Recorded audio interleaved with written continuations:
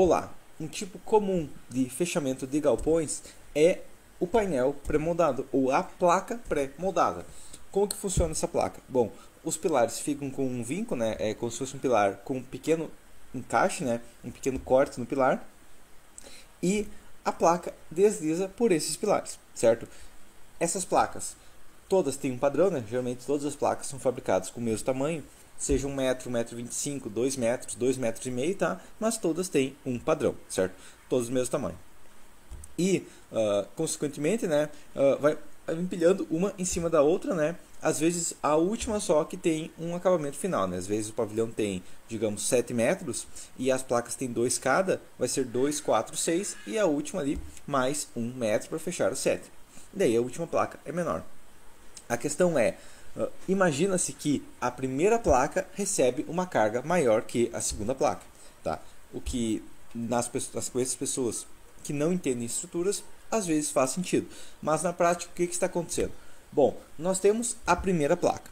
Vamos imaginar que todas as placas sejam da mesma seção, certo? E com o mesmo material, tá? Geralmente elas são o mesmo módulo de elasticidade ou uma diferença mínima, né? Apenas por cura. E o que vai acontecer se a primeira placa tivesse uma carga maior? Então, aqui está a primeira placa, aqui está a segunda placa. Se a primeira tem uma deformação maior, uma carga maior, ela vai deformar mais, porque as peças, conforme é aplicado carga, deformam, certo? Então, se a primeira tem uma carga maior, ela vai começar a descer. Você imagina aqui, ela desce o centro um pouquinho, certo? Então, vai criar uma lacuna. E, consequentemente, né, ela vai deformar principalmente no centro, ela forma um arco, certo? E aí o centro vai descer. Como a segunda tem uma carga menor teórica, ela não vai deformar tanto. E, consequentemente, vai existir uma lacuna entre a primeira placa e a segunda placa. Se essa lacuna existir, se esse pedaço ali tiver uma micro, como se fosse uma fissura, né? Mas é como se fosse um espaçamento, né, de 0,1 milímetro, vamos dizer, porque é uma peça com uma inércia absurda entre a primeira e a segunda, o que vai acontecer? Bom, aquela placa primeira, ela não vai receber a carga, porque aí vai ter aquela lacuna que não vai permitir que a carga da segunda vá para a primeira. E a mesma coisa vai acontecer entre a terceira e a segunda, entre a quarta e a terceira, entre a quinta e a quarta, certo? Consequentemente, se todas as placas têm a inércia igual, certo? E deformam a mesma coisa, a carga vai ser igual, tá? Porque não tem como ser diferente, certo? Ou seja, todas essas placas estão com a mesma carga.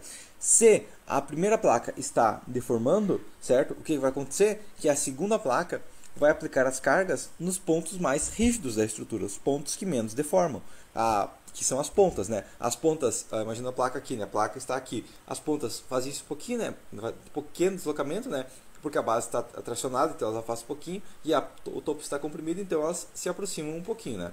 E essa deformação aí vai fazer ela descer um pouquinho, mas as pontas que vão deformar muito menos, né, elas vão deformar só na lateral e não para baixo, as pontas vão continuar rígidas e, consequentemente, todas as placas vão ter um diagrama de momento fletor normal, apoiadas apenas nas pontas, certo? Então, todas as placas se aplicam apenas sobre as pontas, e daí nas pontas, sim, que a carga de força cortante nas pontas é um pouquinho maior, né? Mas aí já chega a ser uma carga axial, né? Não chega a ser força cortante mesmo, porque aí já está praticamente alinhado com o apoio, certo? Então, se duas peças têm a mesma inércia e essas duas peças estão uma em cima da outra, não significa que a de baixo recebe uma carga maior. Muito pelo contrário, as duas estão recebendo a mesma carga, porque a de cima, ela tem a mesma deformação, se ela tiver a mesma inércia que a de baixo.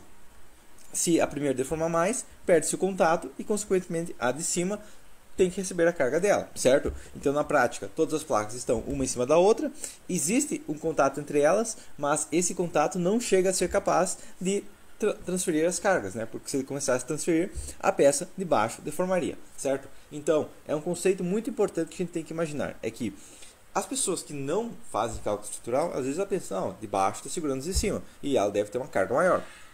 Mas na prática, a gente tem que analisar, realmente, será que a de baixo tem uma carga maior ou será que todas elas têm uma carga igual, tá? Porque é possível que a carga delas seja toda igual se todas as peças foram concretadas no mesmo dia e tem um módulo de elasticidade igual. Ou se a placa que foi concretada antes ou depois não tem uma ordem, né? Dificilmente é colocado, essa placa de hoje vai ser a primeira, amanhã a segunda placa a ser concretada vai ser colocada em cima, né? Geralmente chegou na obra, encaixa onde encaixou, certo? Então, peguei a placa ali, preciso colocar ela como primeira, coloco como primeira, preciso colocar como segunda, coloco como segunda.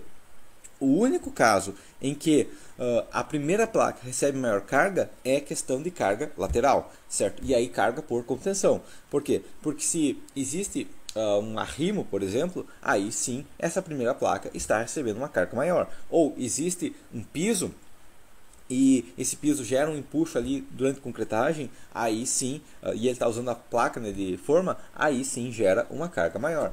Mas caso contrário não, vento por exemplo, quanto mais alto for, mais forte é. Então a placa lá de cima recebe uma carga maior de vento do que a placa lá de baixo. E a carga total, muitas vezes, o crítico, né, principalmente se não existe arrimo e o piso não vai ter uma carga permanente, né, a carga crítica realmente vai ser a de vento. E qual é a placa que mais tem força de vento? A placa mais próxima do vento, ou com o vento mais forte, ou seja, a placa lá de cima, certo? Não existe a ideia de que porque ela está embaixo ela recebe carga maior. Não, se ela deforma mais, ela recebe uma carga maior. Se a deformação, claro, igualando o módulo de inércia e a inércia e a elasticidade da peça, tá? Se realmente a primeira eu faço com 2 metros e todas as outras com 1, com certeza a primeira tem uma inércia maior e vai receber as cargas. Mas se todas têm a mesma altura, é ilógico acreditar que a primeira vai receber cargas maiores do que as outras, certo? Então seria isso, até a próxima.